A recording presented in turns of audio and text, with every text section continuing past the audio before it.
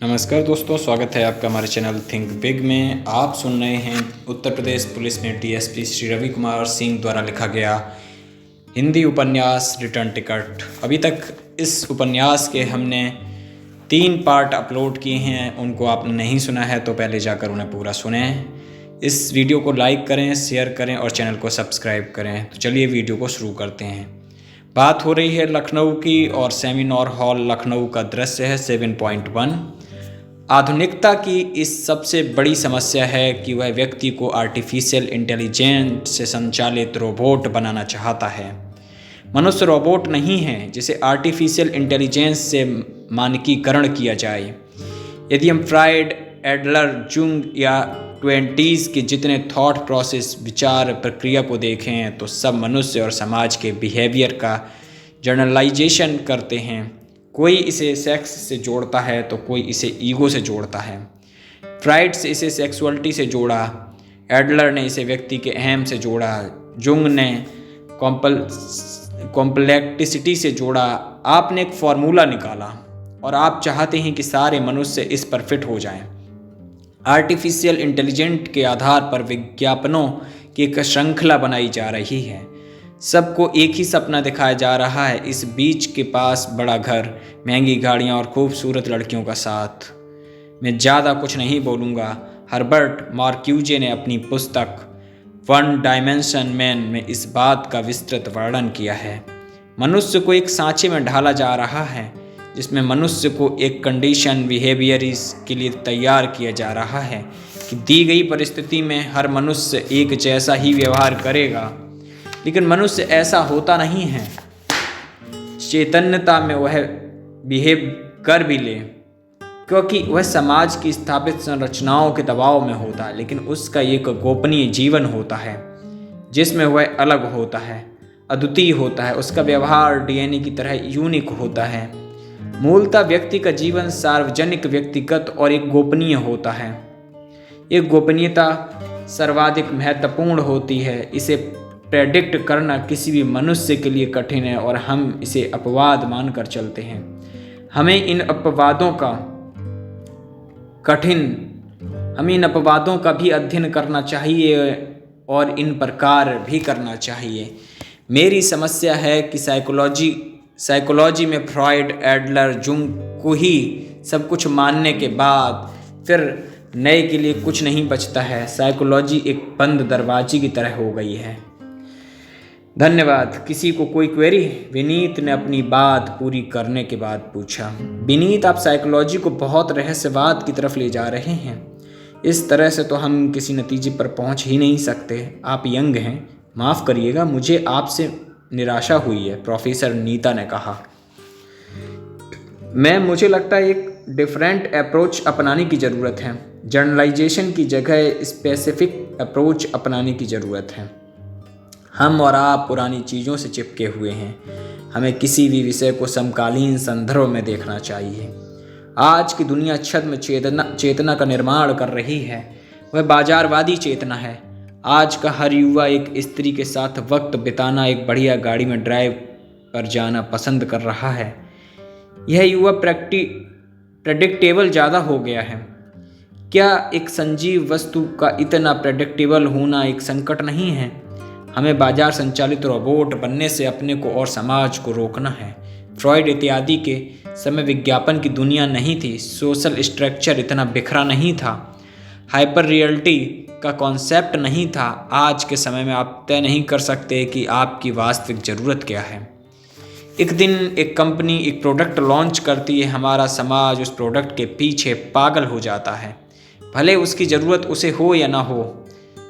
क्या हम इतने चेतना विहीन हो चुके हैं? अमेरिका में बैठे कंपनी के मैनेजर सारी दुनिया की आवश्यकताओं को निर्धारित कर रहे हैं क्योंकि हमें पता ही नहीं चला और हम रोबोट हो चुके हैं। मैं उस खतरे को भांप रहा हूं जो फ्रॉइड आदि के चिंतन से पैदा हुआ है। मैं तो मॉडर्न साइंस जोड़ रहा हूं। मॉडर्न साइंस से आपका मतलब डीएनए से है, जो पिता पुत्र का स्वभाव भी एक तरह का होना चाहिए। लेकिन क्या पिता और पुत्र के स्वभाव मैच करते हैं? आप साइकोलॉजी को बहुत अवैज्ञानिक स्तर पर नहीं ले जा रहे हैं, प्रोफेसर नीता ने जोर देकर कहा। विनीत को लगा आज थोड़ी और तैयारी करनी चाहिए थी। वह संभला। आप गलत समझ गई। डीएनए कभी भी एक दूसरे में 100% मैच नहीं करते। डीएनए का 0.02% यूनिक होता है, वह किसी से मैच नहीं करता। मेरा कहना यही है कि हमारी गोपनीय चेतना किसी से मैच नहीं करती, इसलिए व्यक्ति का जनरलाइजेशन न करें। जो 0.02% विभिन्नता है वही महत्वपूर्ण है। यह आपका मत हो सकता है, लेकिन हम में से बहुत लोग इससे सहमत नहीं हैं। आपकी थियरी साइकोलॉजी को अराजकता और रहस्यवाद की तरफ ले जाएगी। हम एक एक व्यक्ति के बिहेवियर को कैसे एनालाइज कर सकते हैं और फिर पुरानी मान्यताएं खत्म करने पर इसका हल क्या है। मैम, मैं खुद चाहता हूं कि साइकोलॉजी में अराजकता पैदा हो, तभी हम कोई हल निकाल पाएंगे, नहीं तो सालों साल बस फ्रॉयड, एडलर, जुंग से चिपके रहेंगे। ओके मैम, आप दोनों अपने अपने क्वेश्चन को पर्सनली डिस्कस कर सकते हैं। प्लीज़, समयाभाव है। किसी और की कोई क्वेरी जो हमारे यंग साइकोलॉजिस्ट से पूछे। हम कार्यक्रम को आगे ले चलते हैं। प्रोफेसर लांबा ने हस्तक्षेप किया। उन्हें सत्र लंबा खींचने की उम्मीद लगी। थैंक्स मिस्टर विनीत, टाइम हो रहा है। Thanks for your paper. Seminar से बिन्नी हमेशा खिन्न हो जाता था। एक बंधी बंधाई प्रणाली, एक 30 से 45 मिनट का सीमित समय से। कुछ ही लोग होते हैं जो इंटरेस्ट लेते हैं। उसने ऑडियंस का धन्यवाद दिया और कॉरिडोर की तरफ भागा। अचानक से उसे भूख सी महसूस हुई। कॉरिडोर में बहुत कुछ था, लेकिन कैंटीन की चाय नहीं थी। वह निकल पड़ा कि इसी बहाने यूनिवर्सिटी कैंटीन भी देख लेगा। ऑडियंस वैसे ही उसका मजाक उड़ाती, वह इससे बचना भी चाह रहा था। नवंबर के आखिरी दिन चल रहे थे। यूनिवर्सिटी में गुलाबी ठंड का आगाज हो गया था। हल्की सी सिहरन महसूस हुई। राजधानी की सबसे पुरानी यूनिवर्सिटी थी। विन्नी के जीवन के 8 साल इसी यूनिवर्सिटी और उसके हॉस्टल में बीते थे। आज भी उसे सीसीडी स्टारबक्स की कॉफ़ी से बेहतर कैंटीन की चाय लगती है। इस बार कैंटीन आना जल्दी हो गया। पिछली बार अतुल के साथ आया था। कैंटीन में रौनक थी। सेमिनार की वजह से हॉस्टलर्स आए थे। सेकंड सेशन में कल्चरल प्रोग्राम था, शायद इसकी वजह से ज़्यादा भीड़ थी। एक चाय और बन मक्खन बोल कर विन्नी लाइब्रेरी की तरफ चला गया। अंदर जूनियर्स स्टूडेंट होंगे, यही सोचकर वह लाइब्रेरी की तरफ चल पड़ा। शाम का धुंधलका टैगोर लाइब्रेरी के सामने यूकेलिप्टस पर आने लगा था। यूनिवर्सिटी में शामें इसी तरह आती हैं, पहले गुंबद पर, फिर यूकेलिप्टस पर। बिन्नी, लाइब्रेरी के बाहर भी दुनिया है, प्राची हमेशा कहती थी। प्राची, देखो आज अपनी लाइब्रेरी कितनी उदास है। कोविड नहीं होता तो कितनी चहल पहल होती। प्राची अमेरिका में होगी, इस वक्त वहाँ सुबह हो रही होगी। फ़ोन करके डिस्टर्ब करना ठीक नहीं होगा। बिन्नी, मुझे भी चाय पिलाओ और भूख भी लगी है। Nikita ma'am, what a pleasant surprise. Please be seated. मैं ऑर्डर कराता हूँ। मैं कर आई हूँ, तुम पे कर देना बस। मुझे खुशी होगी। आप श्योर थी कि मैं कैंटीन जा रहा हूँ? क्यों? After all I am your senior. Ma'am के चेहरे पर सीनियरिटी दिख रही थी और स्वाभाविक सुंदरता की जगह मेकअप ने ले रखी थी। अतुल नहीं आया है। वह भीतर गांव गया है पुराने मंदिरों पर डॉक्यूमेंट्री बनाने। अद्भुत, कल बता रहा था भीतर गांव के मंदिर। आपने देखा है? भीतर गांव के मंदिर में मैं एक बार गई थी जब छोटी थी, तो एक बार स्कूल की ट्रिप पर गई थी। अद्भुत है। मुझे भीतर गांव के पास बेहटा के भगवान जगन्नाथ का मंदिर फिर से देखना है। उस पर काम करने की ज़रूरत है। वह मंदिर पुरी के मंदिर से भी पुराना है। उत्तर और दक्षिण की संस्कृतियों के सम्मेलन में बेहटा के मंदिर महत्वपूर्ण कड़ी हैं। अभी उन पर ठोस काम नहीं हुआ है, लेकिन अतुल किसी प्रोजेक्ट पर रुक नहीं रहा है। वो भाग रहा है। पहले दिल्ली से भागा, अब लखनऊ से भाग रहा है। इसलिए उसको लग रहा था कि वह दिल्ली से 10 साल बाद वापसी करेगा और उसे लखनऊ वैसा ही दिखेगा। विनीत ने कुछ सोचते हुए कहा, उसे यह समझना होगा कि बिल्डिंग्स, कैंटीन अपने आप में खूबसूरत नहीं होती हैं। वो दौर ही खूबसूरत होता है जब आप युवा हो रहे होते हैं। आप अपने हम उम्र लोगों, खूबसूरत चेहरों से घिरे रहते हैं। आप एक जीवंत इकोसिस्टम में सांस ले रहे होते हैं। आप दोबारा उस दौर को ढूंढेंगे तो वो मृतप्राय ढांचा ही मिलेगा, जैसा कि आप फूल की खुशबू नहीं पाएंगे, बस डंठल पाएंगे। बुद्ध कहते हैं कि आप एक ही धारा में दोबारा नहीं नहा सकते, वो तो फिर 10 साल का गैप है।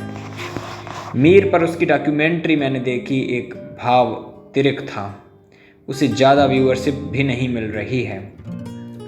छुट्टियों में कैंटीन बहुत उजाड़ हो जाती है, सिर्फ हॉस्टलर्स ही आते हैं। विनीत बात बदलना चाह रहा था, लेकिन आज कैंटीन में अंदर बहुत भीड़ है। मैं अपनी फेवरेट टेबल पर बैठना चाहती थी। सब सेमिनार की पूरी खाने आए हैं। सेमिनार की पूरी, कितना मज़ा आता था। हम लोग इंतज़ार करते थे कि आज कम से कम कैंटीन का खाना नहीं खाना पड़ेगा। दिन भर सेमिनार में पकने के बाद लंच का अलग ही मज़ा होता है।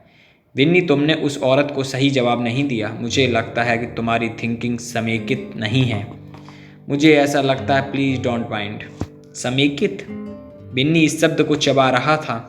मतलब एक संपूर्ण, एक पूरा इकोसिस्टम। हमारे यहाँ विषय की विशिष्टता को महत्व दिया जाता है, अन्य विषय के साथ या कलाओं के साथ नहीं जोड़ा जाता। समस्या यहाँ है, आधुनिक चिंतन में यह समस्या बढ़ी है। पहले ऐसा नहीं था। आर्यभट्ट जितने बड़े गणितज्ञ थे उतने बड़े संगीतज्ञ भी थे। अब ऐसा नहीं है। तुम साइकोलॉजी को इंडिविजुअल सब्जेक्ट्स के रूप में देखते हो। तुम उसे कला, संस्कृति या अन्य विषय से जोड़ कर नहीं देखते। तुम समस्या को तो पहचानते हो, लेकिन उसके समाधान का कोई विकल्प नहीं दे पाए हो। मतलब आधुनिक चिंतन सबकी विशिष्टता को नष्ट करके एक दिशा में विकास कराना चाहता है, जैसा तुमने कहा, 1 डायमेंशन मैन। एग्जैक्टली।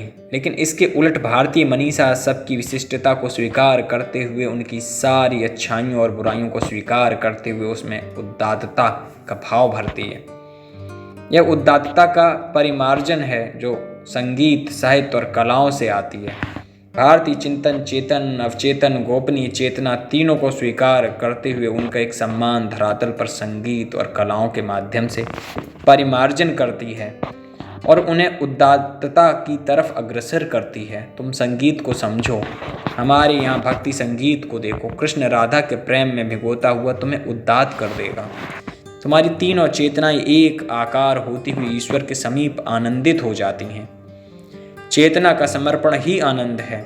गीत गोविंदम देखो, विलास कला के कौतूहल से शुरू होता काव्य और ईश्वर के समीप ले जाता है। कितना अलौकिक है। यदि हरि स्मरणे शरणम मनो, यदि विलास कलाशु कुतूहलम, मधुर कोमल कांतम पद विलम शृणुम, जय देव सरस्वतीम। तुम समझ नहीं पाए। निकिता को सब बोलने के बाद लगा कि विन्नी संदेह में है। मुझे लगता है तुम्हें संगीत के बारे में, नाट्य के बारे में जानना चाहिए। तुम यूनिवर्सिटी से ही उदासीन बने रहे, बस किताबों में डूबे रहे। तुम ही तो सेमिनार में सेखी बघार रहे थे, life should not be 1 dimension. Winnie चुपचाप सुन रहा था। अच्छा चलो, कल्चरल प्रोग्राम भी चालू होने वाला होगा। मैंने ही उसकी थीम बनाई है। कैंपस में शाम का धुंधलका छाने लगा था। बिन्नी, एक बात पूछनी थी। क्या तुम्हें भी लगता है कि अतुल का जीवन मेरी वजह से बर्बाद हुआ है? क्या तुम भी ऐसा मानते हो? कुछ प्रश्न शायद जवाब देने के लिए नहीं होते, बिन्नी ने सोचा। 7.2 उद्धव, कल शरत पूर्णिमा है, कान्हा हमारे पास नहीं है। द्वारकाधीश हैं वो, रत्न जड़ित मुकुट दंड भार से जकड़े द्वारकाधीश। हमारे कान्हा मोर मुकुट कटिका अचनी कर मुरली उर्माल। नहीं, अब हमारे कन्हैया नहीं है वो। राधा गई थी द्वारका, यमुना का जल गोकुल का माखन भरे अपने नयनों में अपने कान्हा से मिलने, लेकिन लौट आई नगर द्वार से ही। जनमानस के बीच विराजे थे कान्हा, लेकिन रत्न जड़ित मुकुट दंड भार से जकड़े वे राधा के कान्हा नहीं है। वे पूरा दिन राज दंड लिए फिरे, उनके हाथों में मुरली नहीं थी। उनसे मिलने हम क्यों जाएं उद्धव? वो मोर मुकुट पहन भी लिए तो क्या राजपाट छोड़कर यमुना तीरे आ सकते हैं? उद्धव, मन नहीं हाथ हमारे एक हो तो गयो श्याम संग। पिछली शरत को ही हमारे कान्हा और हम डूबे थे प्रेम में एकाकार, शीतल यमुना शीतल चंद्रमा। उद्धव, क्या वे राजदंड छोड़ देंगे? छोड़ भी दिया तो क्या उनकी स्मृतियों से राजदंड मिटेगा? नहीं उद्धव, वो सकुचेंगे माखन चुराने से, यमुना तीरे वो एकांत नहीं जनमानस पाएंगे। उद्धव, बस इतना कहना कि जब भी दंड भार अधिक लगे तो वृंदावन आए, कुछ दिनों पलों के लिए ही, सब त्याग कर सिर्फ प्रेम से पगे, कर मुरली उर्माल धारण कर। निकिता की आवाज़ गूंज रही थी। यह मालवीय हॉल था, यूनिवर्सिटी का मुख्य सभागार। विन्नी के बैच की वेलकम पार्टी यहीं हुई थी। निकिता मैम का गायन पहली बार उसने यहीं सुना था। बिन गोपाल बैरानी भई कुंजें, तब ये लता लगती अति शीतल, अब भई विषम ज्वाल की पुंजें। प्रथा बहती जमुना जग बोलत, प्रथा कमल पुले अली गुंजाई, पवन पानी घनसार संजीवनी, दादी सूत किरण भानु भई भुंजें। ए उद्धव कहियो माधव, सुविरह कदन करी मारत लुंजाई, सूरदास प्रभु को मग जोवत, अखियाँ भई बरन ज्यो गुंजई। प्रथा बहती जमुना। गोपियों को अब वो सब कुछ अनावश्यक लग रहा है जो कान्हा के साथ सुखदाई लगता था। यमुना, पक्षी, फूल, हवा, सब कुछ व्यर्थ कान्हा के बिना। पिन्नी, यह राग सारंग है, हरिदास जी का प्रिय राग। हरिदास जी ने इसे वृंदावन की गलियों तक पहुंचाया। इसे वृंदावन सारंग भी कहते हैं। भगवान कृष्ण को धरती पर अवतरित करने के लिए स्वामी हरिदास ने इसी राग को गाया था। तब वो हरिदास जी के सामने प्रकट हुए थे। प्रभु देर तक हरिदास जी से इस राग को सुनते रहे। फिर हरिदास जी ने भगवान से अनुनय विनय किया तो प्रभु मूर्ति में समाहित हो गए। यह मध्याह्न में गाने वाला राग है। Dean office, IT university 8.0। आओ Winnie, I am waiting for you. Marriage counselling से ऊब गए हो, यही कहना चाहते हो?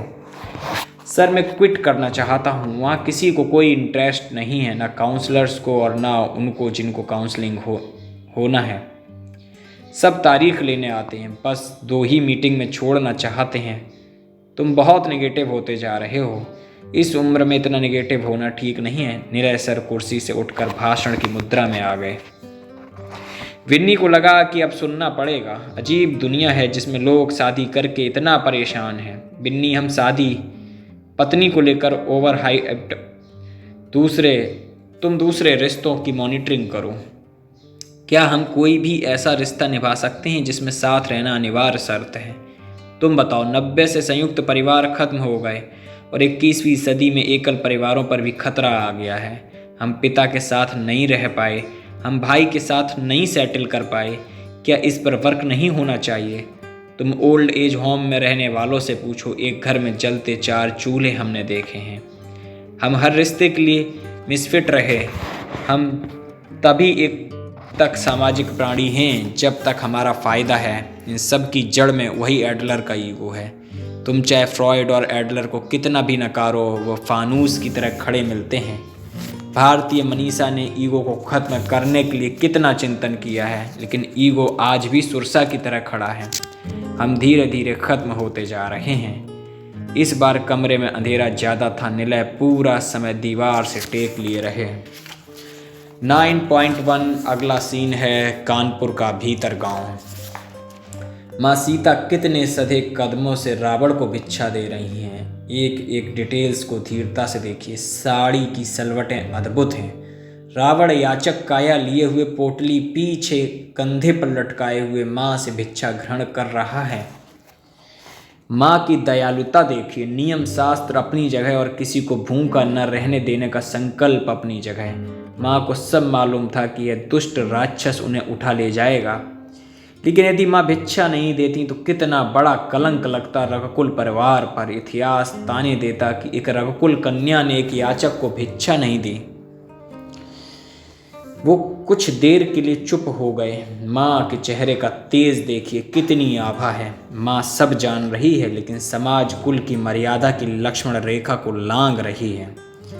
अतुल को आश्चर्य हुआ। माँ का तो चेहरा भग्न हो चुका है, फिर इन्हें कैसे दिख रहा है?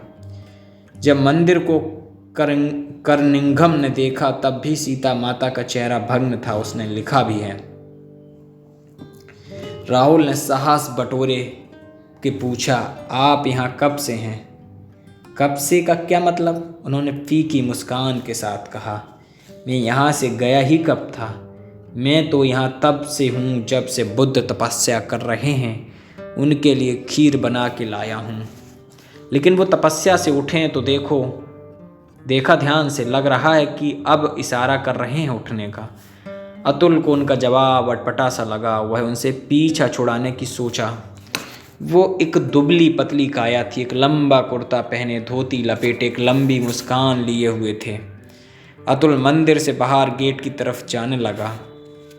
तब तक उसका असिस्टेंट कुमार दिखाई दिया। संदीप सर, ये संदीप है, ये गाइड है। इन्हें अच्छी जानकारी है इस क्षेत्र की, यहाँ कई मंदिर हैं। अतुल को राहत हुई। संदीप, वो कौन है? वो बगल के गांव में रहते हैं, रोज यहाँ पूजा पाठ करने आते हैं। बगल के झींझी नाग मंदिर के पुजारी भी हैं। जब इस मंदिर का जीर्णोद्धार हुआ तो सारी ईंटें झींझी नाग मंदिर से ही लाई गई थीं। आप यहाँ कुछ खास? संदीप ने राहुल से पूछा। मैं एक डॉक्यूमेंट्री बनाना चाह रहा हूँ, उत्तर प्रदेश के पुराने मंदिरों पर, विशेषकर भीतर गांव के मंदिरों पर। मुझे लगा तभी आप गाइड ढूंढ रहे थे, वरना यहाँ बहुत लोग आते हैं। बहुत अद्भुत मंदिर हैं। इसके आसपास के गांवों में कई ऐसे ही स्ट्रक्चर आपको मिलेंगे। यहाँ यह भीतरी गांव है, कानपुर शहर का आउटस्कर्ट। इसके किनारे बारी गांव है, शायद बाहे से टूटकर बना बारी गांव। इस मंदिर की सूचना इससे पहले कन्निंगम को मिली। वे भागे भागे आए। अद्भुत, हतप्रत कन्निंगम, ईंट का मनोरम स्ट्रक्चर, आसपास झाड़ झंझाड़ के बीच। एक समय बिजली गिरी थी मंदिर पर। इसका ऊपरी हिस्सा उसी में क्षतिग्रस्त हो गया था। कर्निंघम दोबारा लौट कर आए। उनका अनुमान था कि यह मंदिर कम से कम 7वीं शताब्दी की होगी। कर्निंघम को गहराई से पढ़ना पड़ेगा, राहुल ने सोचा। संदीप ने आगे बताना शुरू किया। कर्निंघम मैकाले के ठीक उलट थे। यहाँ मैकाले पूरे भारतीय ज्ञान को ब्रिटिश लाइब्रेरी के एक अलमीरा के बराबर मानता था। वहीं कर्निंघम ने पूरी दुनिया का तक्षशिला और नालंदा से परिचय कराया था।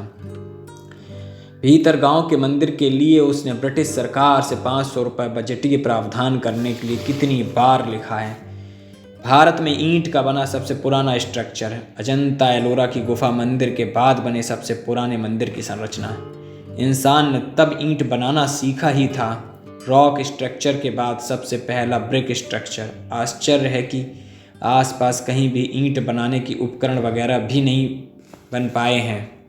5वीं सदी का ढांचा है। 8 फीट की दीवारें, 50 फीट की ऊंचाई, कुतुब मीनार से 800 साल पहले।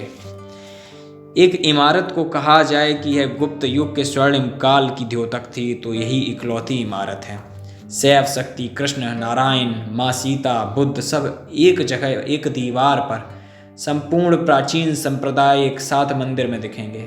तपस्या करते बुद्ध, रावण को भिक्षा देती माँ सीता, कृष्ण बलराम के साथ विष्णु 12 अवतार में, मधु कैटव का वध करते विष्णु, गरुड़ की सवारी करते हुए विष्णु, माँ गंगा शुंभ निशुंभ का वध करती हुई माँ दुर्गा, शिव पार्वती चौसर खेलते हुए आदि। इतिहासकार बौद्ध धर्म का हिंदू धर्म में समाहितीकरण 9वीं सदी में मानते हैं, लेकिन यह मंदिर उन सारी अवधारणाओं को तोड़ता है। आप इधर दूरबीन से देखें, एक एक ईंट अलग अलग सांचे से ढाली गई है। आप वस्त्रों की सलवट तक देख सकते हैं। आभूषणों को देखें, माँ सीता के पैरों में पहनी करधनी देखें, कितनी महीन कारीगरी है। एकदम स्पष्ट विवरण है। शायद देवता स्वयं बना रहे थे। वे होते तो यही कहते। अतुल को बाबा की कमी महसूस हुई। वो संदीप को ध्यान से सुनता रहा।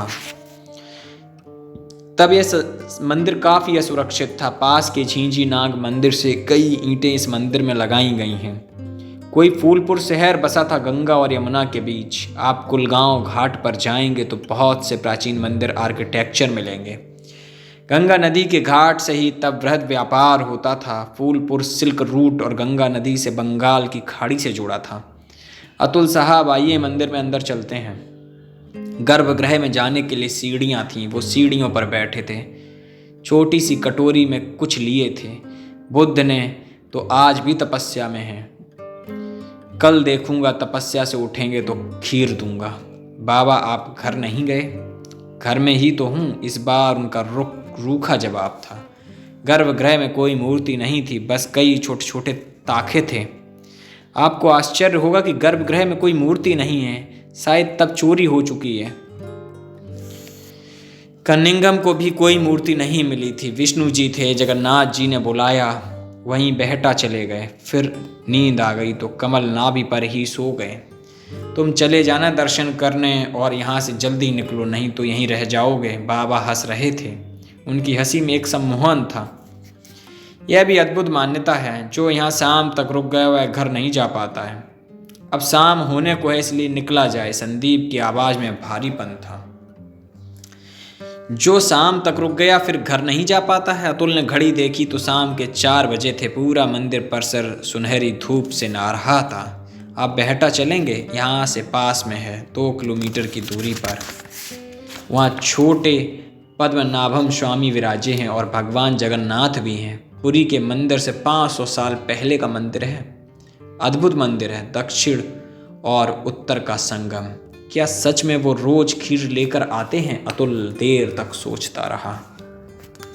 9.2 अतुल को भीतर गांव से आने के बाद एक गहरी नींद आई। यह पिछले 2 महीने की भागम भाग की थकान थी या फिर एक लंबी यात्रा की थकान थी। सुबह उठा तो कोई ताजगी नहीं थी। डॉक्यूमेंट्री बनाना उसे टीवी डिबेट की तरह ही नीरस लगने लगा था। उसे सुबह की बहुत याद आने लगी। वह सुबह का नंबर याद करने लगा, 9839। उसे आखिरी के नंबर याद नहीं आ रहे थे।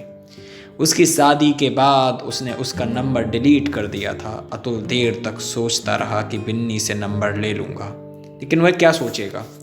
लखनऊ की दिसंबर की एक प्यारी दोपहर सामने है। शर्मा की चाय और रॉयल कैफ़े की बास्केट चाट।